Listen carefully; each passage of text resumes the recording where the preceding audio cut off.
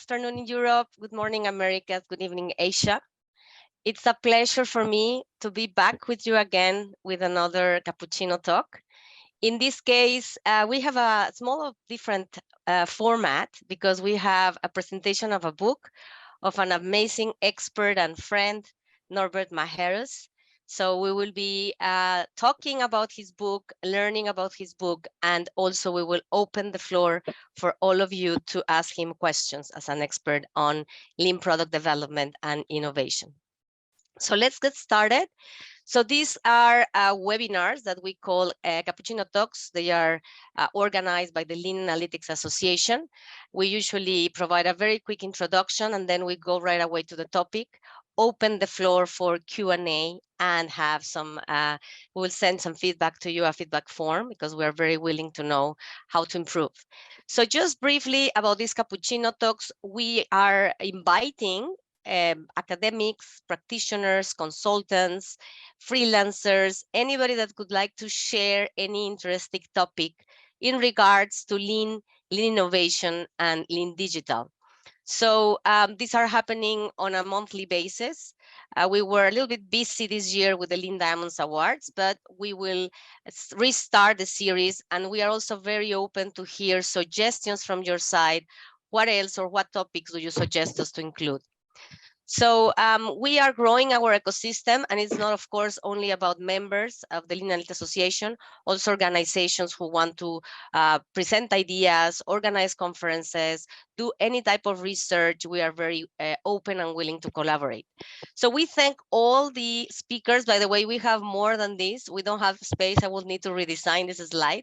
So we have many speakers from around the world sharing their experiences.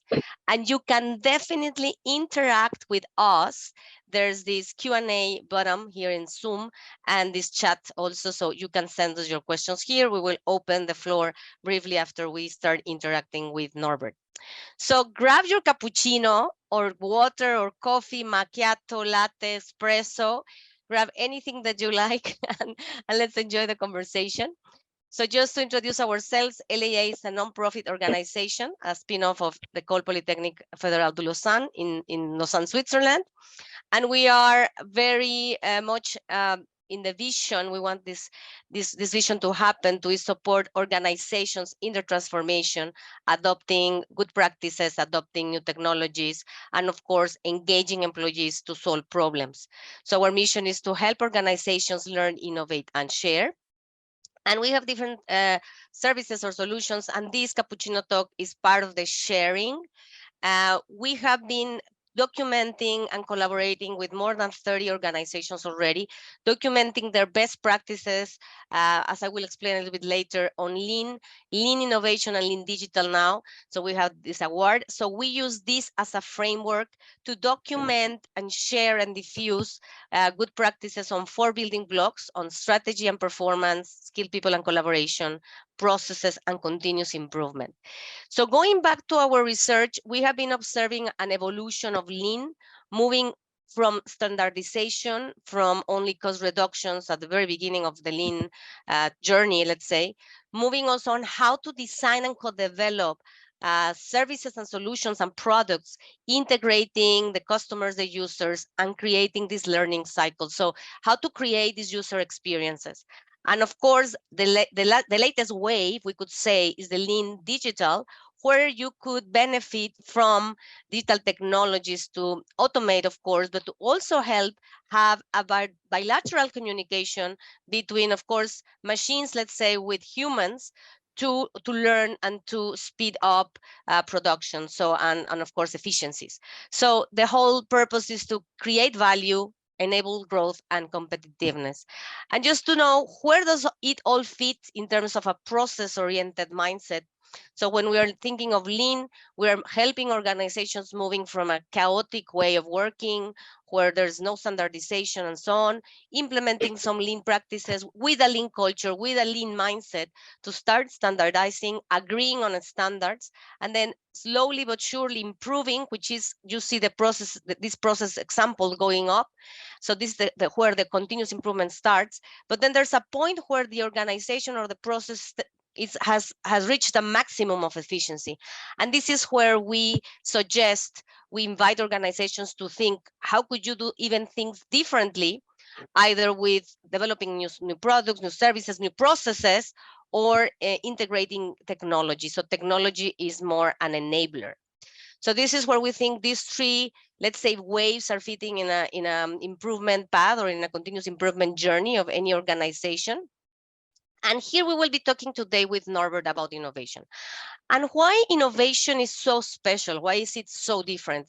First of all, it's not like there's not a sequence of processes as we have in most of the other processes of the organizations. It's a very fussy process that requires learning, requires budget, requires trying, a DNA of not giving up. So that's why you see like a fussy process within this slide. And then, of course, the vision is to understand what's going out in the market, what trends are happening, what is the new opportunities, what is the challenges what are the challenges of your clients, to then propose new solutions, new services, new experiences, and so on. So for me, just as a very brief definition, innovation opens the door to create value, to deliver new experiences, new products. Taking into consideration, you need a mindset of learning and creating learning cycles. So for me, it's a pleasure today to introduce Norbert Majerus. He's an expert on Lean. He has been working many years in Goodyear, leading the Lean innovation initiatives, the trainings, and so on. Personally, he invited me to Goodyear in Luxembourg. It was already 2018 or 17, and I joined the full training. He invited me, and it was a great experience. And of course, he's now retired, but he's an unstoppable person that loves to work and share and inspire. So on his journey, he started writing books, and the second book is this novel that is called Winning Innovation. So I'll stop sharing here, Norbert, and I would like to ask you first, could you briefly describe why did you write this novel? Well, first of all, thanks for inviting me, Mirna. I love to share my experiences, and this is a great opportunity. Thanks to LAA for providing that platform. So I really enjoy doing these things, and maybe that's why I wrote a second book. After I wrote, my first book was mainly about what we did at Goodyear, and that came out in 2016. And so that meant I wrote it in 2014, which is quite some time ago now. And a lot has happened since. So that's one of the reasons that I wanted to write another book. There was so much other stuff that I like to share. But I think your question may have been, why did I write a business novel? That is, I'm out on a limb on that, I know. That is very unusual. Well, okay, I am an innovative person. I like to do new things. I like to break new ground. And I think I did it. This is not just like a few stories worked into a lot of text and bullets. The book is only a story, nothing else in there. And I did not summarize anything or break anything out, or it is just a story. And actually, it is a little challenge to the reader to figure it out.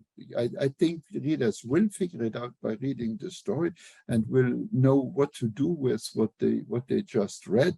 But the main reason I like the business novel format is because I learned over the years that processes are easy, people are hard. It is so difficult to have a successful and sustaining lean transformation without changing the people. And when you talk about that, changing behaviors and so on, there's a lot of feelings, a lot of emotions, and all that stuff that comes in there. And there's no better way to bring that to life than in a real story. Okay, and actually, most of the stories in my book really happened. they happen to me, they happen to other people. I worked 40 years in innovation myself, doing pretty much everything the wrong way. No, not everything the wrong way. Let me put it like that, learning the whole time. And a lot of learning came from not doing it right. And that's where the best learning is coming from. So I had enough experience, I had enough stories. And to be quite honest, it was fun to write a business novel. I like to do new things, and this was something new. And it's kind of, I enjoyed it. There are people who tell me you need to first write a story and then see how much lean you can bring into it. I just did it totally opposite. I said, okay, these are the things that I want to share with people. These are the principles and experiences that I want to share, and I built the story around that. I did not have any problem at all to always come up with a story and fit it into a story. So.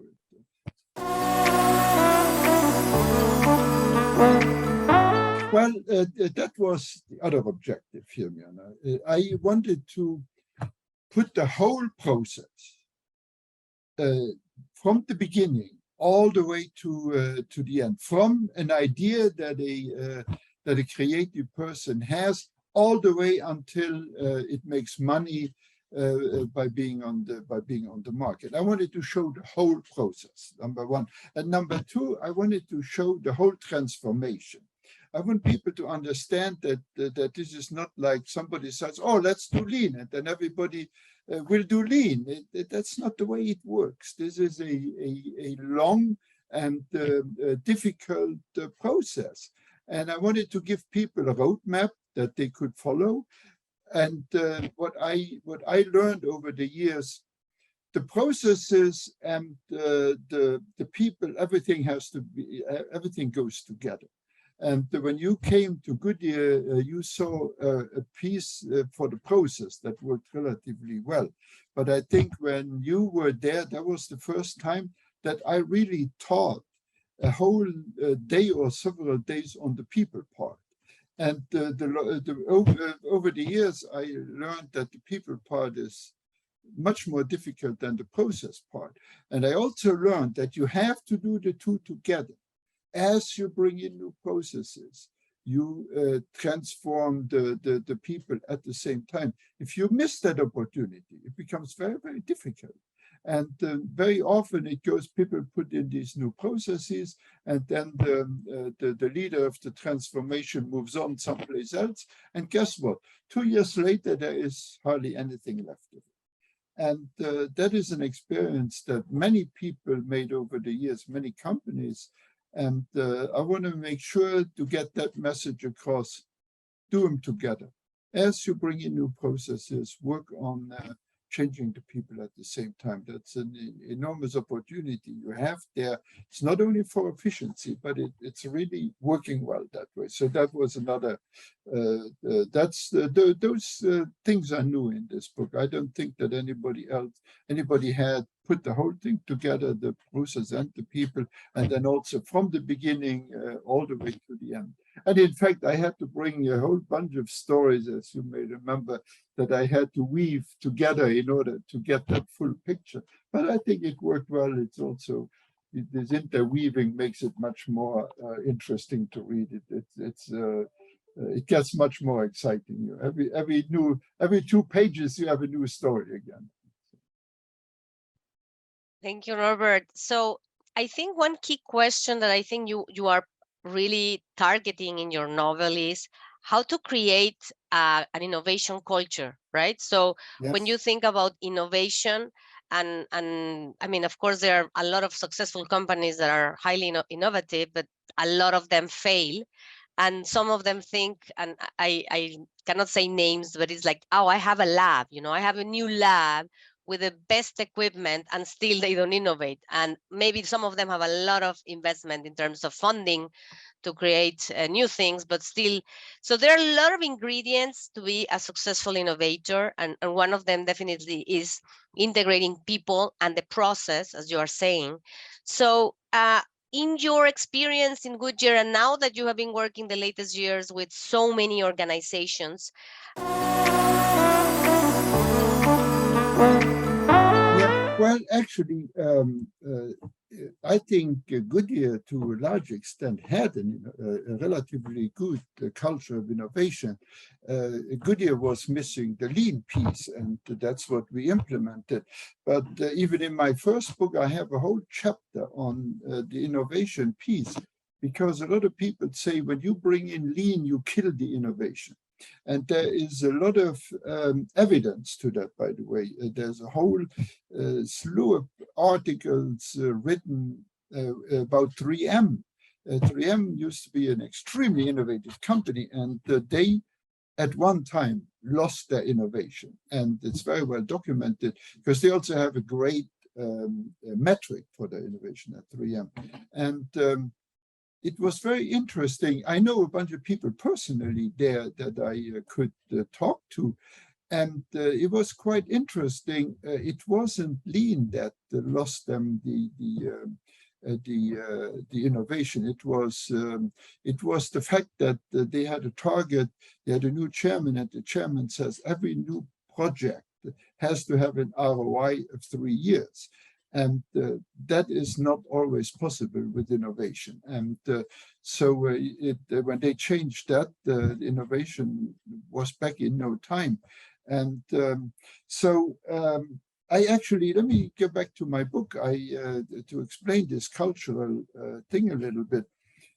My book starts, I had that experience. I told this story many times. I had invented an absolutely fabulous new tire for aircraft. On my first couple of months in the company, I did that. And when I never told anybody what I was doing. My boss knew what I was doing. But then one day I'm invited into a big meeting, and it's all the top brass of all the managers. The director was chairing the meeting, and the director made it very clear that he didn't talk to me. He looked out the window when he talked, and he said, if that tire ever, he heard about somebody tinkering with new innovation there, but if that tire ever makes it on a plane, he would personally fire this guy who actually ever came up with this idea. What he didn't know, the tire was on the plane at that time.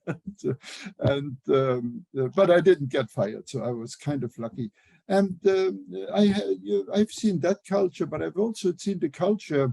Actually, a few days later, after this incident, I was meeting with the vice president, and they gave me several $1 million to pursue an idea that I had, and that I had proposed. And so I saw the two extremes. I saw the one side, the fear of anything new, and I saw the people who said, hey, we want to push innovation, and we want to facilitate innovation. We want to empower the people who have the ideas. So I actually start my book with a young engineer in the same situation that I was in, had a great idea, and he's out there presenting it to the leadership of the company. And guess what?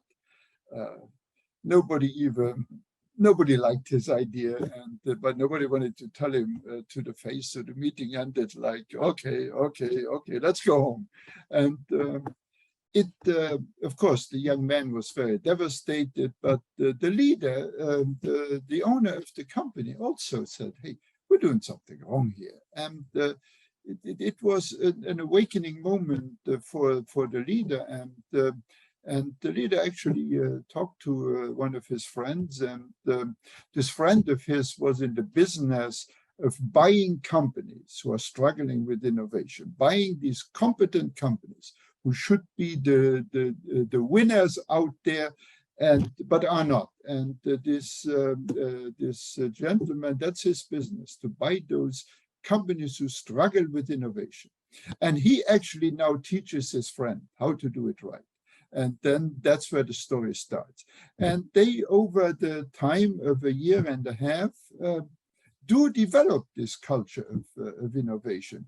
And to give you one example there from the story, this owner of the company says, well, we don't have any innovators here. How can we become innovative? Do we go hire those people? And then he has a coach there, the owner that helps him with this. And she says, well, how many people do you have working here? And he said, well, on this site, we have 300. And out in our plant, we have another 300. She says, well, then you have 600 innovators. And he said, I don't understand how. She says, well, those are the people to get engaged now. And those are your innovators. And then as it develops, they really become the innovators. And I think that's what that culture does to you. This is not about going and hire people to do innovation. It's engaging your own people who know the product, who have the skills, engaging them in becoming more innovative. And so from that first meeting where they laughed about and didn't want anything to do with this new idea, and actually at the end they are a very, very innovative company and do quite well. And they are actually then taking what they already had and turned it into engaging the people, turned it into revenue within a relatively short period of time. And that to me is what innovation is about. And that's what a culture of innovation is about, that it happens organically within your company, and people do the right thing, just like they do the right thing with lean, they do the right thing with innovation. And one other key piece here, Myrna, I build it on the culture of lean. The culture of lean is excellent to expand into innovation, because you already have this people engagement. You have the respect for people already in there. You have the humble leadership, by the way, and you have all those components. It's just you have to focus it the right way, and it will take off. And a lot of people say, hey, we need to become more innovative. What should we do? Well, there we go. Just engage your own people into becoming more innovative. So. Thank you, Norbert. Very, very wise words and full of experience. Thank you. We do have our first question. The top two to do. Okay. I would say number one is to get the right education. Okay.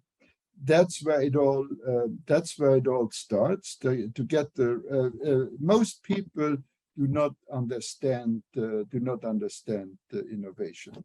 And number two, of course, is to build that culture. The innovation is not about just having brainstorms. And I mean, hackathons are a lot of fun, don't get me wrong, Mirna, and they are part of the process. Thank you, Norbert. The hackathons alone, Mirna taught me how to do hackathons, so that's why I had to say that. But they are just a piece of it, okay? What you do with these ideas that you generate, that has to happen organically today. So, and the third one to me is to avoid what I call innovation killers. Lean can be an innovation killer, by the way. If you have all standard processes, and if you just limit yourself to your standard processes, that can be a limitation factor to your innovation. So a remedy to that is you let people experiment outside the standards, and and if the standards are there to improve, and if you have to take that mentality, standards are there to improve. So if you experiment outside the standards and you find something better, you just make that the new standard. So the right attitude there will help you very, very quickly find the right way. So those for me are the three do's.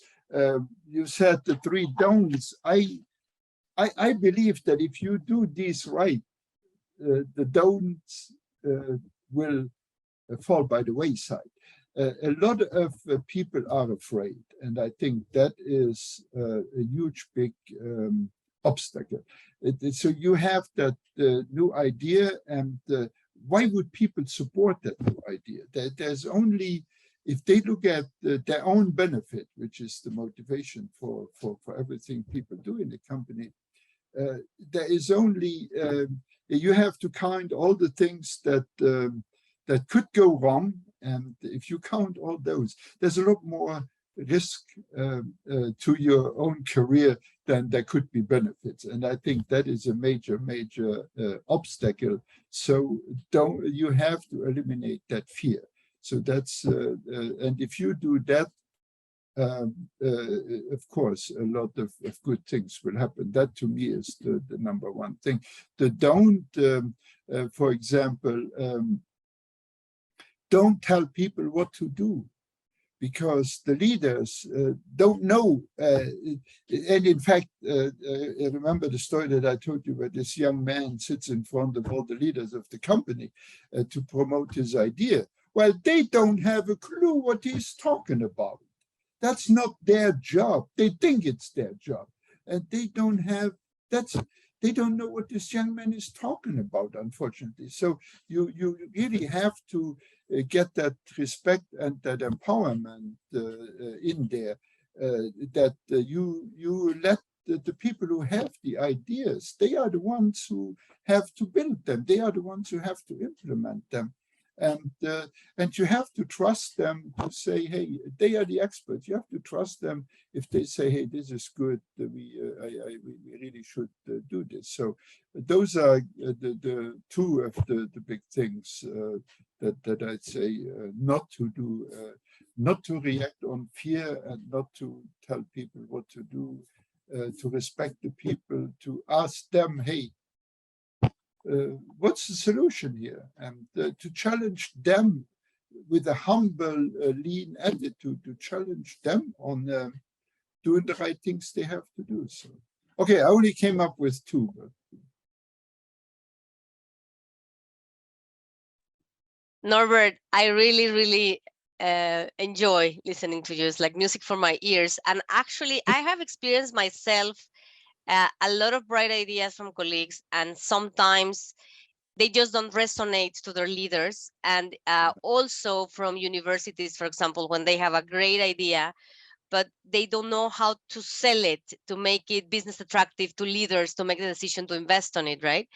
So several times I have thought of, there has to be some sort of translator, of great ideas of especially scientific people or people that work in the process, but they don't know how to communicate or to present, to pitch this idea, and so that it makes sense for leaders to say, hey, there you go. And of course, in the latest generations, a lot of us working in universities, we are worried about how to grow also startups, and how to help the students to build their startups and get funding or venture capital, let's say. So a lot of this is important. So going back to soft and hard skills, and this of presenting and communicating your idea to attract. And actually it's quite interesting, because if you read a lot about Toyota, Toyota has the chief engineer, and somehow the chief engineer, and talking about my dear colleague Ahmed, it's a key role in an organization that wants to be innovative, because the chief engineer is a leader that knows the technical aspect of the company, but also could communicate and exchange business language, let's say like this, to the top management, to C-level. No, so let's talk about the skills, soft and hard, and let's talk about how could employees communicate these ideas. No, so some companies, when they are more mature, they have different ways. Of course, for example, one way is the hackathon. No, let's put a challenge and then we listen from employees any crazy idea. That's one practice to do that, right? But there are many others. Thank you, Norbert. That is a very good question, and a very important question.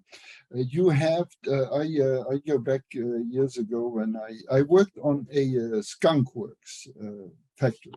I don't know if you probably all know what skunk works is. It's where you put all these crazy people together in a room and to give them some tools that they can play around with stuff. And I worked in that, and we had people there that were just playing and playing and playing, could never get anything finished or on paper, extremely creative, and especially couldn't communicate one bit. And then you had other ones that totally left brain. They would analyze everything to death and could never get anything moving. And what we always wrestled with was how to. We couldn't find one single person who had all those skills. Well, there was actually one, and he is still a role model for me when it comes to innovation. He had his fingers in every innovation that Goodyear did in 30 years. And you do have these people. And I think companies need to understand that. It's very complicated.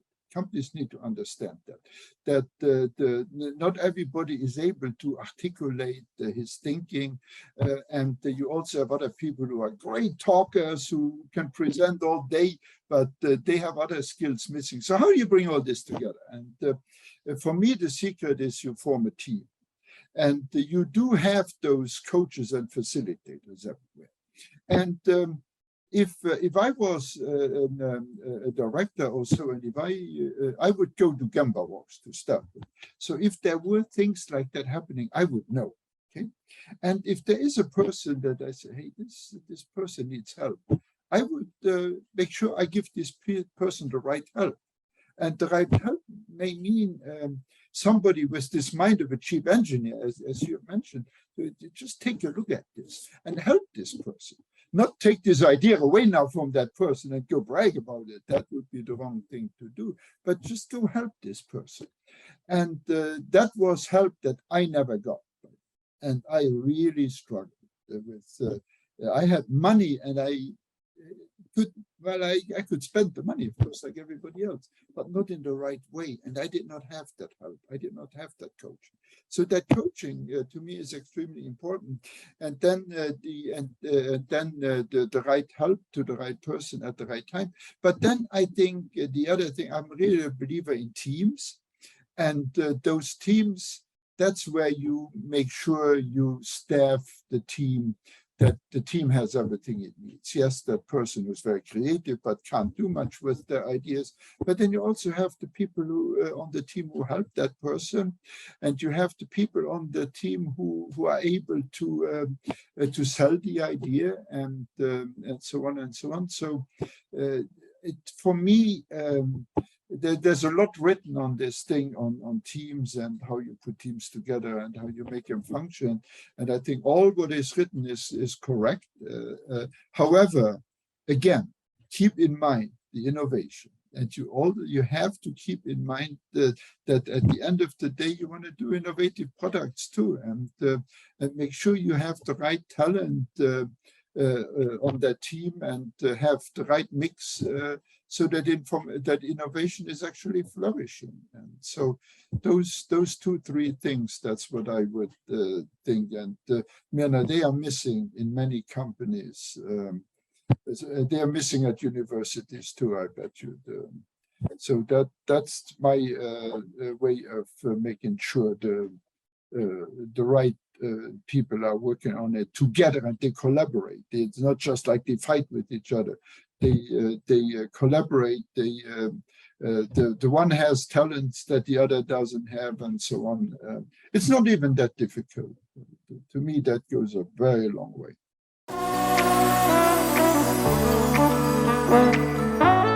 Yeah, the high potential. Well, what is high potential? Okay, you can have. I remember I worked with people that were extremely intelligent. They would never have been able to take a leadership job in a company. It was just not their personality. They were not interested in it either. So high potential is a very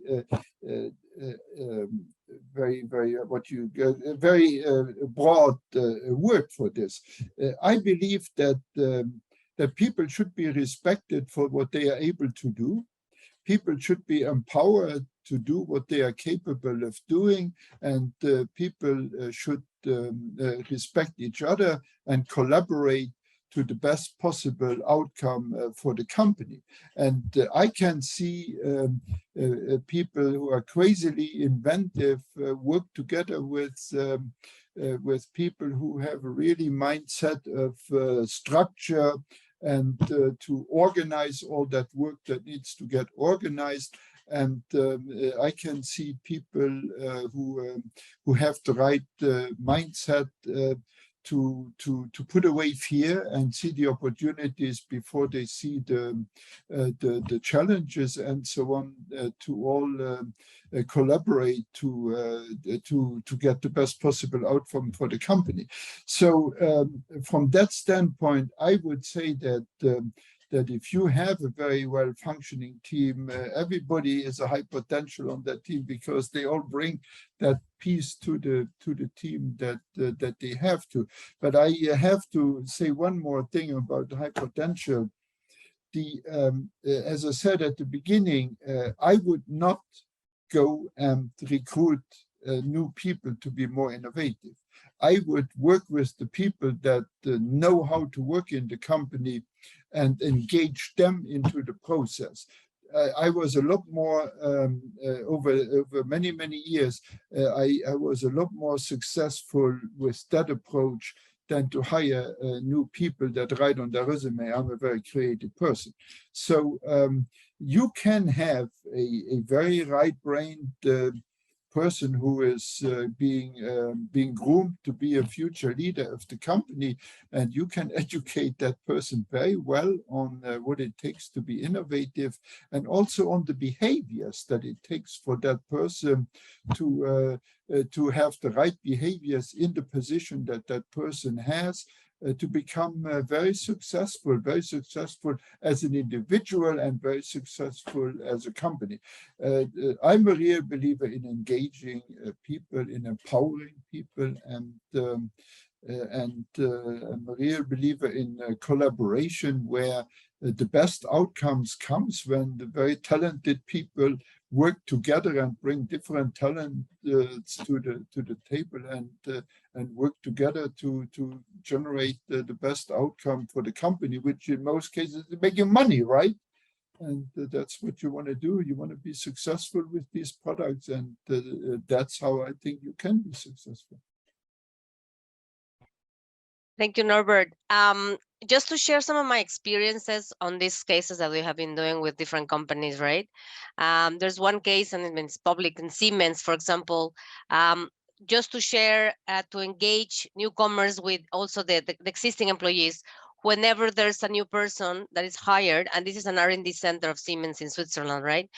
They assign a mentor. So the mentor and the mentee are interacting. So the mentor helps the newcomer on the new innovation projects, and and also the mentor learns from the mentee.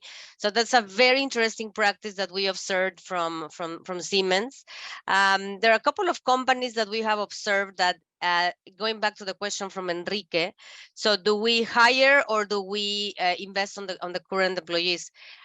Already we have experienced 3 or 4 companies that we have been collaborating with on training programs, and we observe that they hire, for sure, they hire newcomers because also they have new positions open. For example, we have the Yara case from this Norwegian company that was part of the Lean Diamonds Awards, and then they decided to open this new lean production digital team, and of course they hired a lot of new younger people, but of course they also trained their staff. No, I can say a couple of other very traditional companies. One is in Sweden actually, and another one is in Switzerland, that we designed for them a training for the employees, and that was more on the growth mindset, on think differently, being more engaged, and because they know the company and they know what they are doing, people that have been working like 30-40 years in the company. But then when you have newcomers, they don't know the sector, they don't know the company, they don't know the product, they don't know. So you have to train them around the company and the business for them to then understand what can they propose, right? So yes, going back to the comment, I would say you have to balance, the newcomers and newcomers bring Yeah, also new ideas and new point of view. And then also your staff, as you're saying, people working for companies, at least in Europe, 30 years. And, so I think balancing that. The other thing we have observed is the creation of the team model. We saw it in one of the Italian companies that we collaborated for their case, Carel, the refrigeration company. So they have this team model, which means you identify the soft skills and the hard skills on the T. So the soft skills of all your departments and all your functions, and you have to align them because that builds yeah. a culture, right? The Yeah, soft yeah, skills, yeah, like yeah. open to ideas, build prototypes, all the soft skills on the top. And then the technical skills that you need to have on the specific function. And then one very wise thing that they do in innovation projects is, if I need all these technical skills for a particular innovation project, I will make sure at least I have 2 or 3 people with those skills, Yes, right? very good, If very not, good. I have that skill, and if the person is sick or leaves, or Yeah, there you go. then I don't have the skill, and then you just need to stop the project, especially if you have agile projects that sometimes the skills are very, very specific.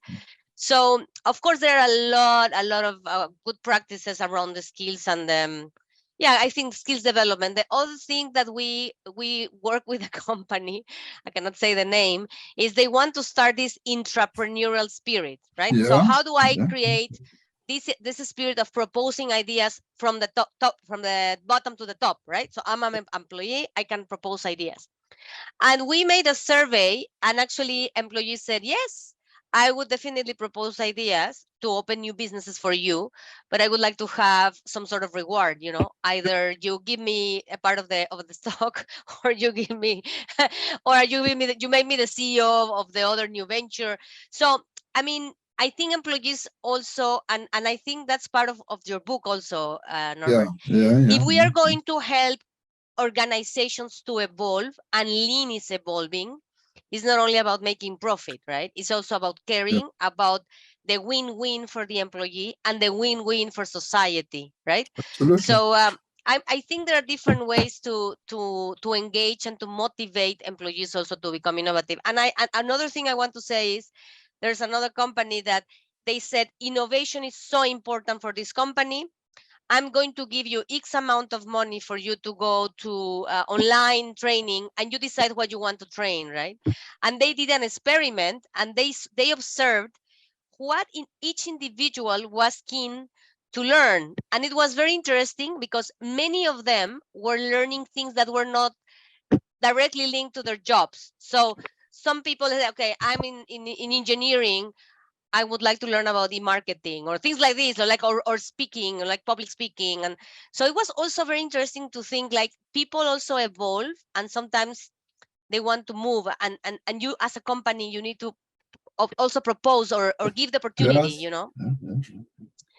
Perfect, Norbert. Well, So I mean, that was a lot, but let me try to answer it all with one or two short comments here.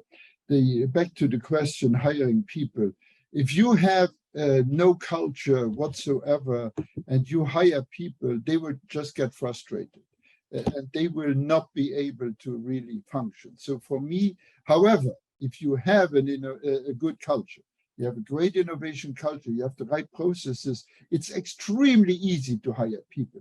People will come in, especially if you give them a mentor or whatever, they will come in and they will learn the culture and they will learn the processes and they will integrate very quickly and become part of that culture. So to me, it is hard to, if you just hire people and think now everything will change on its own, there I have a little concern.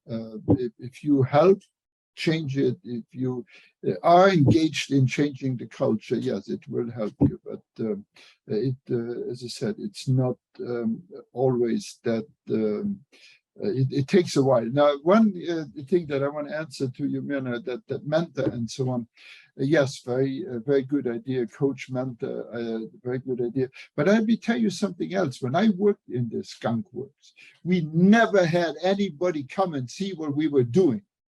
And nowadays, that doesn't work anymore. I would have, if I had an organization like that, man, I would have everybody in the company, including the chairman, do Gemba walks there and see that stuff. See that person who's hiding there, that doesn't even want to show what he's doing, is too embarrassed, that would never present his idea. But if you walk in there and say, hey, Sam, what are you working on? Just show me. I bet you that person would show and talk for 2 hours about that thing. And that's where these good ideas get discovered. And so I'm a real firm believer in this. If you do Gemba walks the right way for the right purpose, man, they will help you with this process that you just alluded to. Thank you, Norbert. Actually, I'm studying and reading about leadership practices for innovation, and most of the references talk about leaders doing Gemba walks. So definitely, that's a key practice.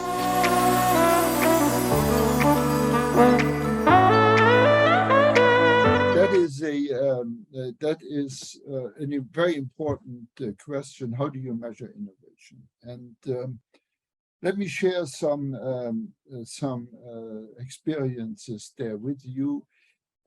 It's definitely not by the number of ideas.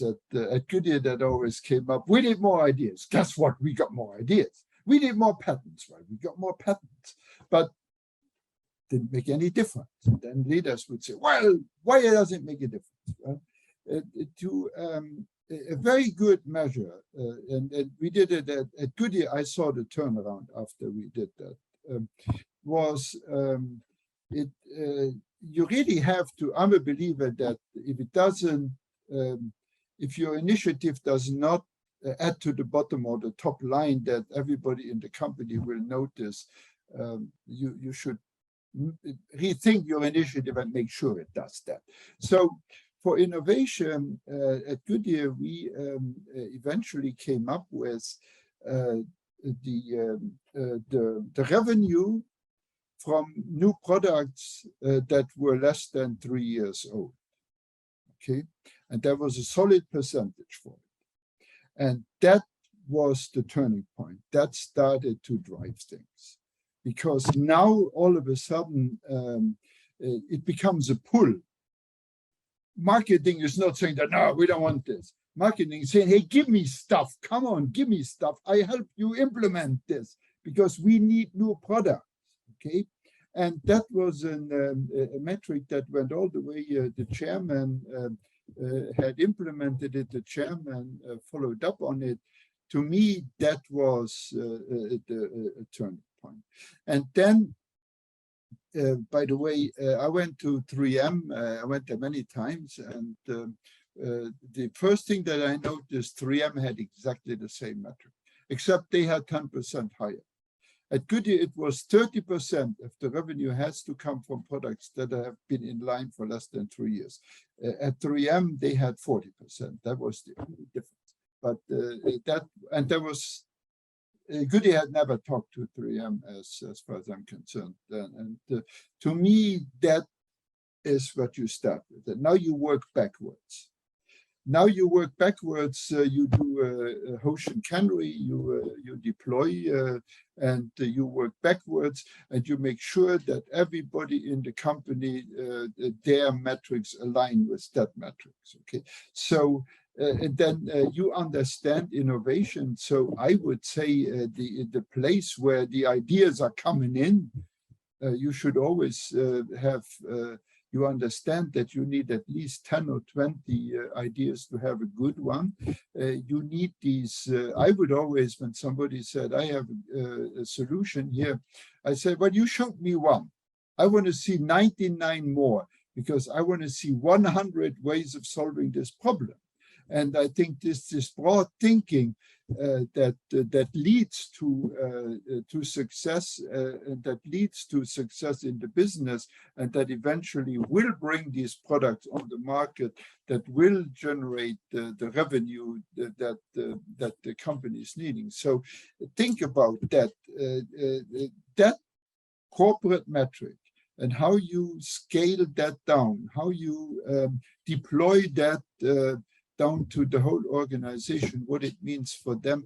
And I think that's when you get some very meaningful metrics. It's hard for me to throw out other ones because I don't know what everybody in particular is doing, but work it backwards from that metric. I think you will be coming up with very good stuff.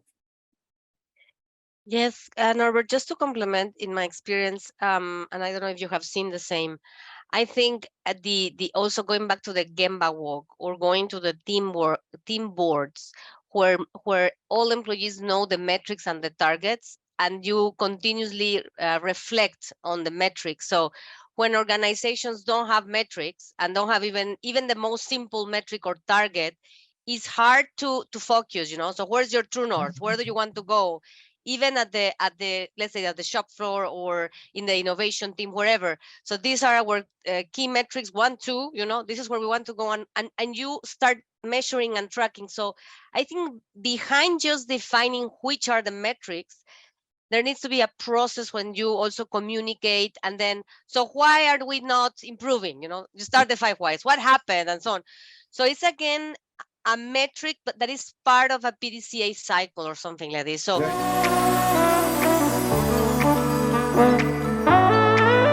that system is much more complex to just describe it in a minute now. But let me just give you an example of how it works, actually. I talked about this pull where marketing say, give me more stuff, I need more stuff. Then you bring these marketing folks out and have them talk to the innovators and see what they have. And it's not like we're not doing that so they laugh about all that stuff, but you engage them at that time, Jana, and that's the key. You see, oh, I like this tire. Okay, well, good. Now I have a friend. Now I have a friend who helps me with this. And I go and bring that person from marketing out here every other week. And we say, no, wait, you call me when it's done. No. I want your help on this. And I want to talk to you every week or every other week about this thing. And then when it finally goes to market, it was his idea, okay? And he will do everything he can, or she or whoever, everything they can to make this successful. So it's this very early engagement. It goes down, we said the ocean canary goes down all the way to the bottom. Well, that goes too. That engagement, and that engagement is not going one way. That engagement is going back up and helps at the end. That is something that we spend years to get that to work. Where, okay, good stuff, call me in 3 years when it's done. No, you stay with me for 3 years, and then it will be good stuff because it will work. And I think that, again, the metrics, but also the engagement follows along this whole line. Everybody works on the same goal. We need 30% of our product from new products, and we will work together from day one to make them come out at the end and be successful. Just again to complement Norbert, in my experience doing the documentation of different successful cases, we had this company Certeso in Belgium, which is a very small company, and they use the balance scorecard. So the balance scorecard, of course, has financial metrics, but has process metrics, has learning metrics, and so on. So they had these 4 levels of key areas that they want to measure, and then just they find very simple indicators, right? So we spoke about talent. So how many hours are your people get trained? So you start tracking, even, of course, if you are in an innovation business, so of course you need to start with ideas. So you track those ideas, but how you translate those ideas into finished products. And that's the final metric that you just said, no? How many products are currently from my profit coming from from new products. Huh? So also another company quite big use the balance scorecard. So just for those that are hearing us, start small, do a pilot, do something very simple. Maybe think of the balance scorecard because that has the metric, the target, and the action plan to reach. So I think that's a very simple tool for big and small. I have another question from Enrique.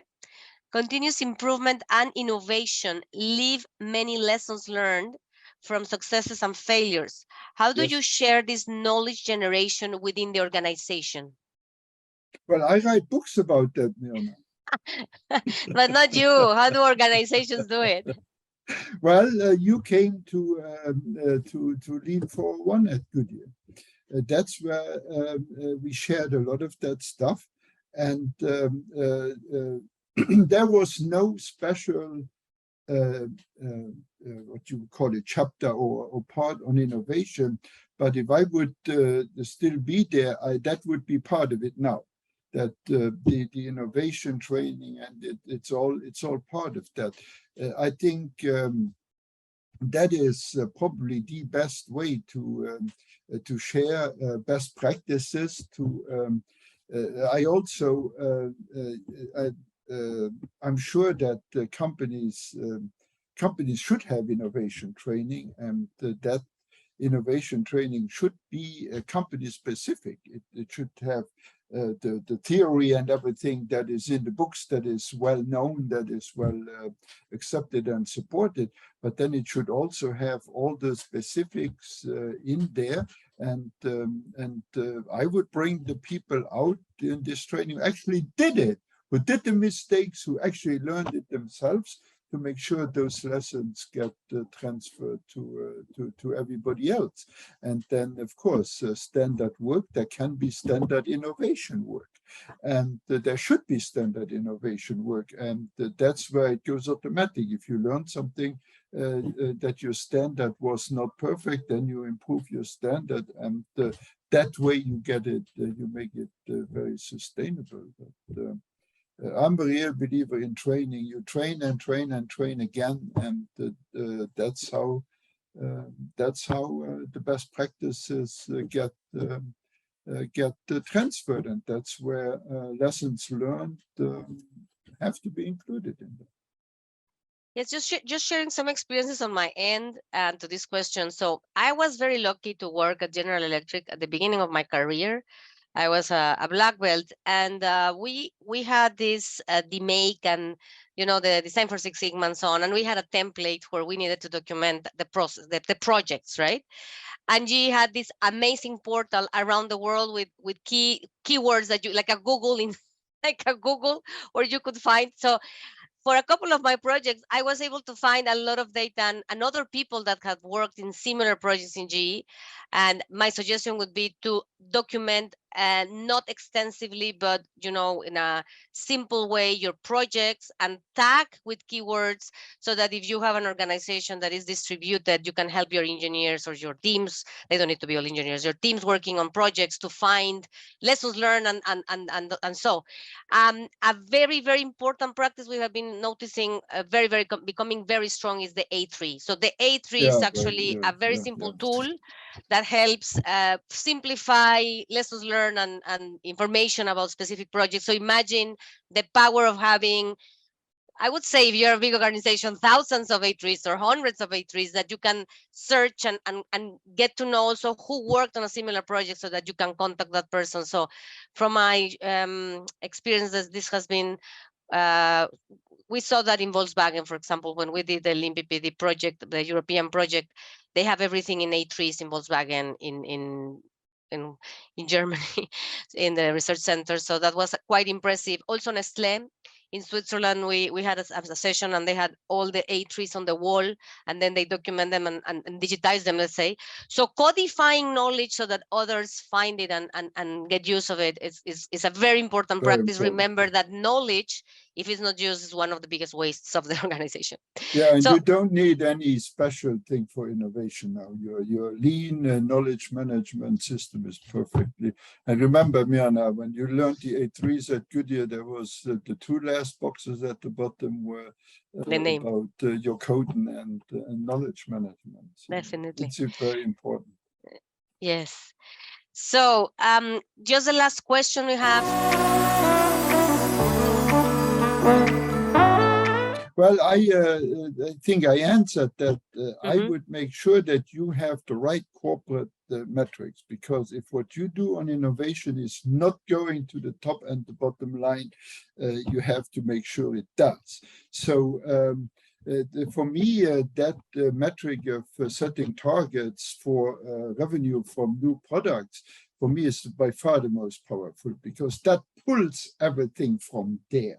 And then you deploy that down the line appropriately and set the right targets for, and you end up with metrics in your R&D organization that support that metric, and that is not only how many that has things in there like that could have the number of ideas that come in your suggestion system, but then also how many of those ideas are you acting on, and how many of those become successful, and so on and so on. But think about that from as a corporate metric that you deploy down the line, and to make sure those metrics that you come up with for your individual organization support that corporate metrics. To me, that's by